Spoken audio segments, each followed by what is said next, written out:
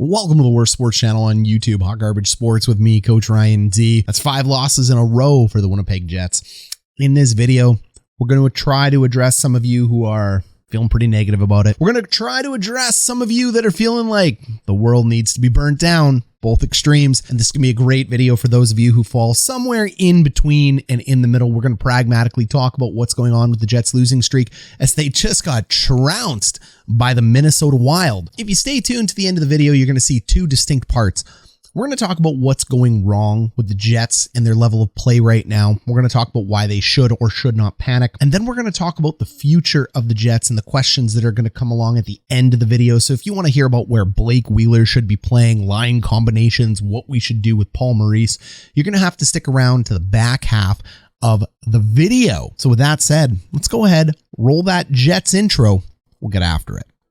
Here's Lemieux, the center penalty coming up. Look at Lemieux. Oh my God.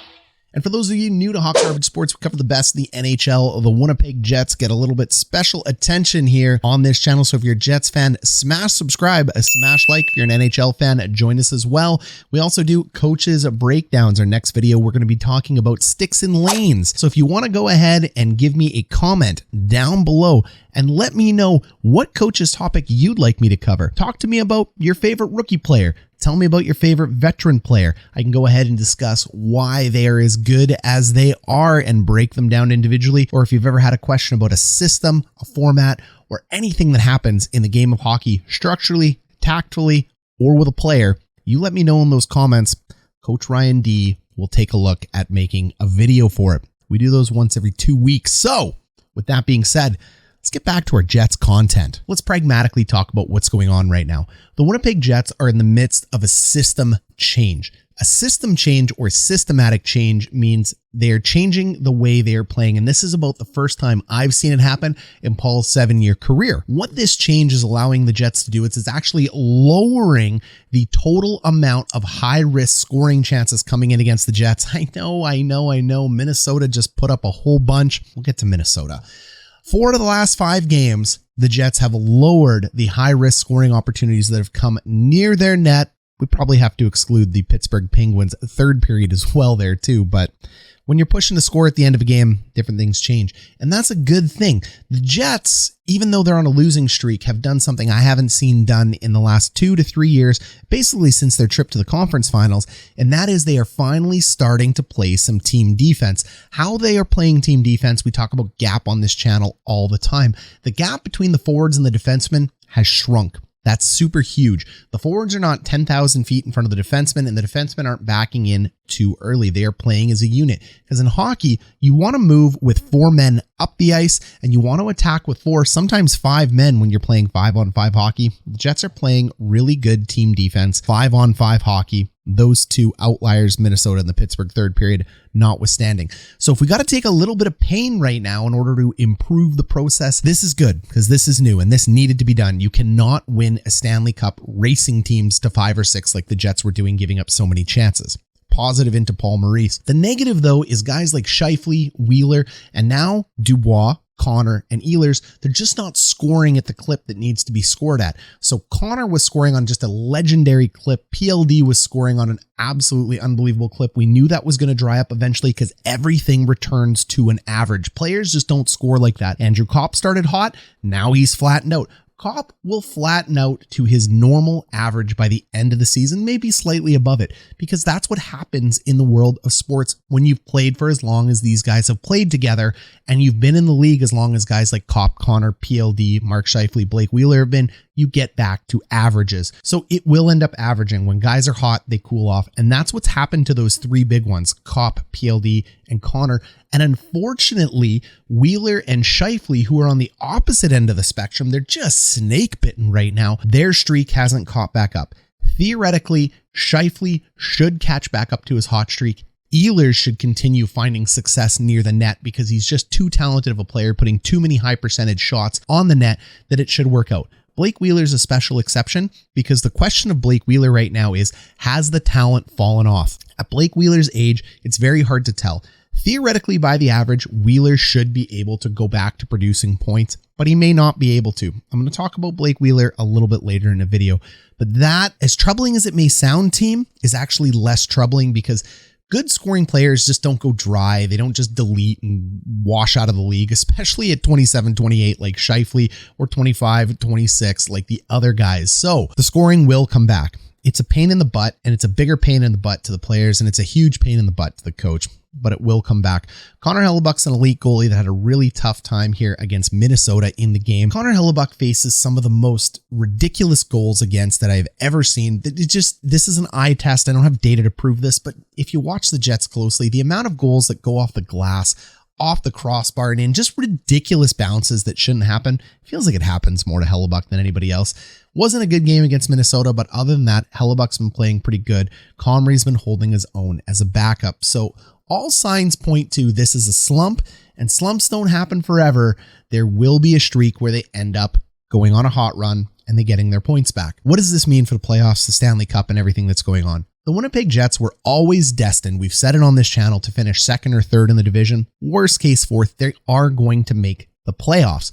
It doesn't really matter if you finish second, third, or fourth though. Every game in the playoffs, the way this NHL division thing is just brutal. They're all really hard. So there's going to be no cakewalk. Home ice advantage is less important than we think these days. So you just got to get to the playoffs playing meaningful hockey. And when you get to the playoffs, you got to have a sound defensive structure, sound goaltending, and you got to be able to score and put it all together at one point in time in order to win. Last year, when the Jets swept the Oilers and got swept by the Habs, the Jets went in with really good scoring. They went in with good goaltending and absolutely terrible team defense and penalty kill. That's why they ended up getting swept by the Habs. They were not statistically or behaviorally on the right path to win a Stanley Cup. But this year, if they get their 5-on-5 defense correct, that's 1 out of 2 of the problematic areas to be corrected. We'll talk about the penalty kill too. So the Jets are building for the playoffs. Will they win it? It feels tough to say it in this 5-game losing streak, but I actually am a little more confident in the Jets now than I was earlier in the beginning of the season when we were winning, because I do not like giving up 40 shots a game, and I do not like Connor Hellebuyck being left out to dry and us having to score 3 or 4 goals on 25 shots alone. That's not a formula to win. So we are moving towards a better formula. Let's see if it holds up. I'll see you guys in the next 3 or 4 games and we'll figure that out, okay? That's the positive, rational breakdown here. Let's talk about the penalty kill. The problem with the Jets' penalty kill is very simple. Maurice hasn't adjusted. This is a Maurice problem. Penalty kill and power play are coaches' areas, folks. So this is not just a player's area. We'll talk about what players' areas are, but penalty kill and power play are so highly structured that it is the system the coach plays. When you are playing on the penalty kill, you need to be aggressive. There is no such thing as a passive penalty kill anymore, but the Jets play it. Passive penalty kills went out of style in the mid to late 2000s. Like, they're dead. What aggressive penalty kills mean is you need speed. You can't put slow guys on the kill, which is why when you put a guy like Connor out there, it's actually quite effective because speed kills on the penalty kill. You need to close the gap and attack when you see a player's back or they fumble the puck. As soon as there is a puck possession in doubt, meaning any fumble, you send a player after that puck. Then what that means is your other 3 remaining players must go to the closest remaining most dangerous player and aggressively check in order to turn it over. That end result leaves 1 man open. But you know what? If you can pass it with a fumbled puck through 8 players in order to get to the 9th player, congratulations, you have an open net. Go ahead and score. That's how penalty kills are structured. Take a look at the Jets penalty kill. The way they play passive and stack 2 on top of each other at the top allows the shooters on the far side of the penalty kill to just blast pucks all day at Connor Hellebuyck. And when you go ahead and cross the Royal Road like they do, that can be ugly. I'm not a big fan of that. So you're leaving the most high percentage dangerous shooters out there to shoot on Hellebuyck at the worst angles possible. No wonder their penalty kill is last in the league. Maurice, you actually need to correct this drastically. There are 3 or 4 different systems I can throw at you guys, but we're going to save that for another video. What does this mean for the Jets, Blake Wheeler, the line combinations going forward? First off, let me tell you this. Outside of the power play and the penalty kill, this is more of a player problem than it is a coaching problem. I know you guys may not want to hear that, but the players are the ones producing on the ice there. They're the ones in the scoring slump. They're the ones who can take control of the play. And hockey is not like football where it's a stop-start sport where the coach has unlimited control. When the players go out there, they can have 2 to 4 minutes uninterrupted without a whistle where you're changing on the fly, where they just have to recall the best habits that the coach has taught and instructed into them. And that doesn't happen all the time. That's why goals and systems break down. The players got to figure their way out of this. These are pros. It doesn't matter what line combination they play with or who they play with or how they play with them. At the end of the day, these are professionals that should be able to play with any other player on the team. This is a veteran group of guys that knows each other. They should be able to score. This is a player problem. The penalty kill is a coach problem, but we already talked about that.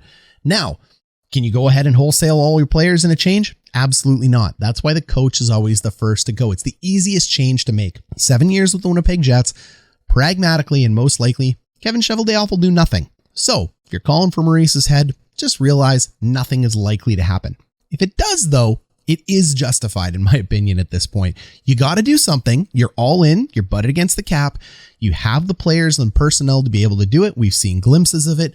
I absolutely would be changing the coach. But when you point to teams like St. Louis or Pittsburgh who did it twice, or Carolina who it actually happened to Paul Maurice, making coaching changes, and you say, hey, look, they won a cup. Well, there's a lot of teams that have changed coaches and not won a cup. Happens all the time. But, then there's teams like Montreal. They got close. You change from Claude Julien to Ducharme, they made it to the finals. So there's a lot of examples on both sides of the argument. The problem is the GM has to evaluate at this point whether or not he thinks the coach has lost the room. We don't know. We're not the players. We're not the GM. My opinion, outside looking in, as a guy that knows this game inside and out like the back of my hand, I would be making the change because what do you got to lose at this point? Really nothing. We've seen over 7 years what the average is. You know what to expect over the up-teen amount of games that Paul Maurice has coached with the Leafs, with the Hurricanes, with the Jets. He's never won. He's never got over the hump. That doesn't mean the past predicts the future, but we've seen what the average is, and we already talked about coming back to the average. That's all I'm going to say. My opinion is I'd change Maurice. Likely to happen? No, it's not likely to happen. So let's just count on the players rebounding because they can win with Maurice because the players are really in control of their own destiny here, no matter what anybody tells me. And then let's talk about the line combinations. A whole bunch of people love pontificating about lines. It'll never go away. Let me know down below your comments of what your lines combination would be. And there's two main ways to look at it. Do you want to stack a line or do you want to go ahead and put, scoring balance, as you call it? At the end of the day, there are a few articles written by guys at the Hockey Writers or a couple advanced analytics guys that talk about getting balance is good. You look at the Tampa Bay Lightning, balance is good. They balance all over their lineup. They end up hitting you where it hurts because the checking line can't check 4 lines. Very simple concept. But then you look at the Edmonton Oilers, who gain a lot of success from stacking certain lines, especially when McDavid and Draisaitl play together, but then it falls apart in the playoffs. So there's arguments to be made for both. This is what I'm going to tell you from a coaching perspective, though, because it's never written in any of these articles. Players that play together need to play together with chemistry. And when they say that, they actually need to like each other and talk to each other and believe in each other. That's number one. Nobody's going to know that better than the players and the coaches. We have no insight to that as much as we pretend to. Number two, players of equal skill need to play with equal skill. So you talk about balancing the line, and you could say everybody in the NHL is good, which is true compared to average hockey players, but there are top-end NHL players and low-end NHL players. And I'm telling you right now, the top-end guys do not want to play with the low-end guys because the low-end guys can't keep up. So when you look at a guy like Adam Lowry playing with Mark Scheifele, maybe they're friends off the ice, maybe they aren't. Doesn't matter. What does matter, though, is Scheifele's skill is so much higher than Adam Lowry's that when he plays with Lowry, it may be simple to say, hey, he can bang bodies, get a puck, and send it to the front of the net for Scheifele. No, because he doesn't have the same skill level as Mark Scheifele. So he cannot play with Mark Scheifele effectively over the long term. Lowry's hands aren't as good. His shot isn't as good. His vision isn't as good. His IQ, debatable as to where it is with Mark Scheifele. I'm going to say not as good, but you could argue the latter. He's a pretty smart guy too. They don't match. Blake Wheeler and Mark Scheifele always end up getting paired together. They haven't this year because their IQs match, the way they think matches, they like each other, they have chemistry. I don't think it's working anymore though, because, and it hasn't happened this year at all, I know I'm going back to old hat, because Wheeler's skill gap it's stepped down. His speed is slower. We can see that. That's all we're going to say about Blake. His skills have stepped down and degraded a slight bit. So you got to put speed with speed.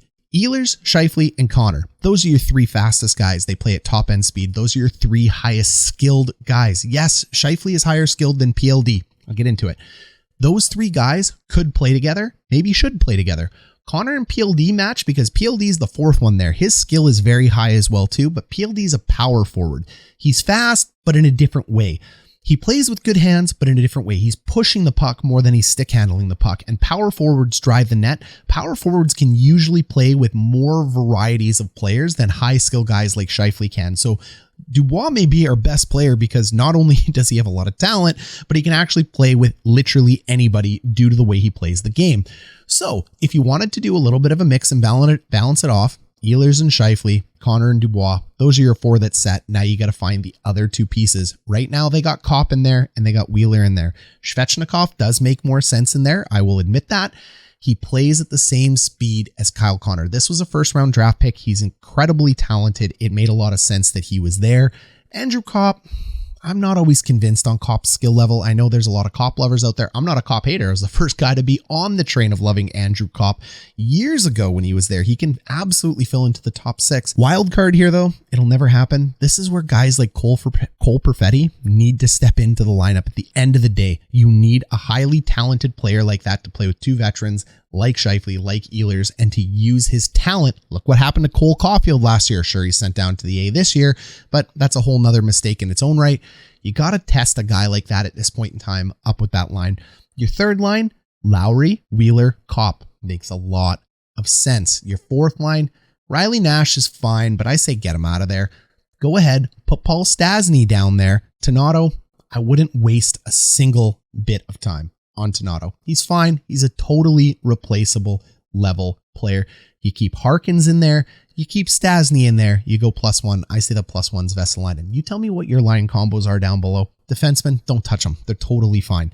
The way the power play is structured, don't touch it. It's totally fine. Riley Nash on the power play, I don't care. Get him out of there. Put somebody else on it. Leave him in there. Whatever. I don't even have him on the team. I have him as 13th player.